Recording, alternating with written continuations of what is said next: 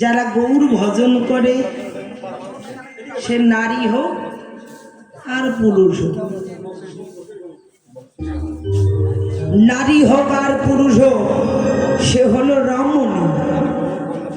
কেননা শাস্ত্র বললেন যারা ভজনার ঘরে যায় তারাই শুধু একমাত্র রমণী হয়। তাহলে রমণী মহাজন বললেন নারীদেরকে রমণী বলা হয়। শাস্ত্র বলেছেন প্রকৃতি হইয়া করো প্রকৃতির সঙ্গ, দিন দিন বাড়িবে প্রেমের তরঙ্গ। প্রকৃতি হইয়া যেবা করে প্রকৃতির সম্ভাষা, প্রভু বলে না হে রিব তাহার বদ।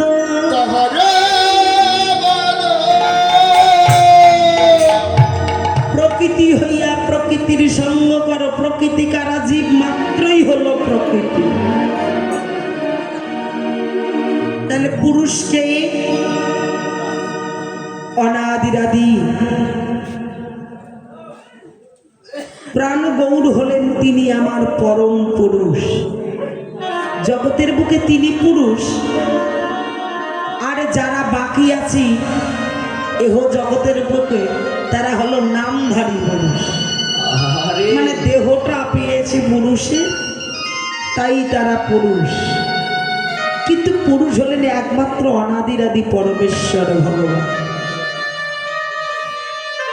জগতে যারা এসেছে প্রত্যেকে হলো প্রকৃতি। তাই হে জীব, প্রকৃতি হইয়ে তোমরা প্রকৃতির সঙ্গ করো। প্রকৃতির যদি সঙ্গ করতে পারো দিন দিন তোমার প্রেমের ভাব বেড়ে যাবে। তাই মহাপ্রভু রমণীদেরকে নিয়ে রমণীদেরকে নিয়ে দেখছেন যে এরাই তো সেই যারা আমার গৌর ভজন করত, এরাই সেই রমণী। তাহলে যিনি গৌর ভজন করে তারাই হলো রমণী। প্রভু তাদেরকে নিয়ে বাহু তুলে হরি নাম যখন করছে এমতো অবস্থা। বাসুদেব ঘোষ আগে প্রান্তে দাঁড়াইয়া, বাসুদেব ঘোষ আগে প্রান্তে দাঁড়াইয়া দেখে, দেখিলেন মহাপ্রভু আনন্দে আত্মহারা। বাসুদেব ঘোষ পদে টিকা রাখিলেন, বাসুদেব ঘোষ কহে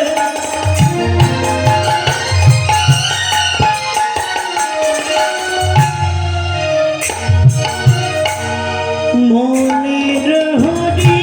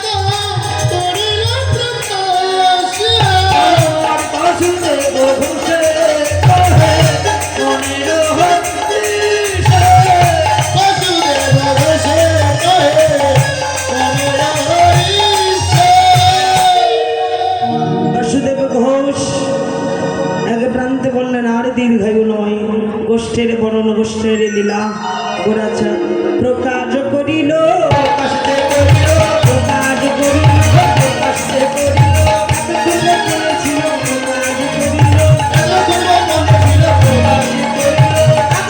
করেছিল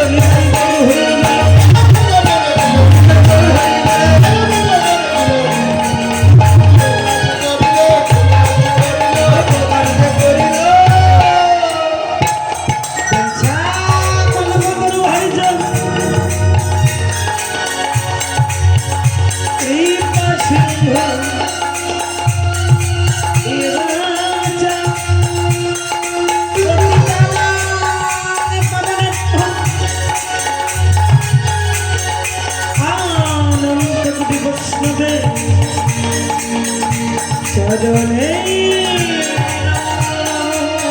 বৈষ্ণবে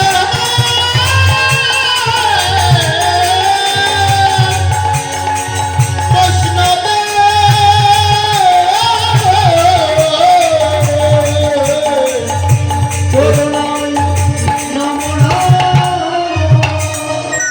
শুক্ল বৈষ্ণবী চরণ কমলে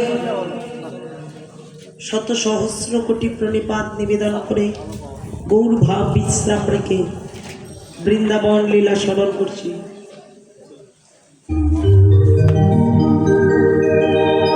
রাধা নামের জয়ধ্বনি করে বদনে রাধা নাম কৃষ্ণ নাম গাইতে গাইতে বৃন্দাবন লীলা দর্শন করলেন সকল ভক্ত রাধা নামের জয়ধ্বনি করে। প্রেম সে রাধা রানী কি, রাধা রানী কি জয়, রাধে রাধে কৃষ্ণ কৃষ্ণ এবং মুখে গোবিন্দ গোবিন্দ নাম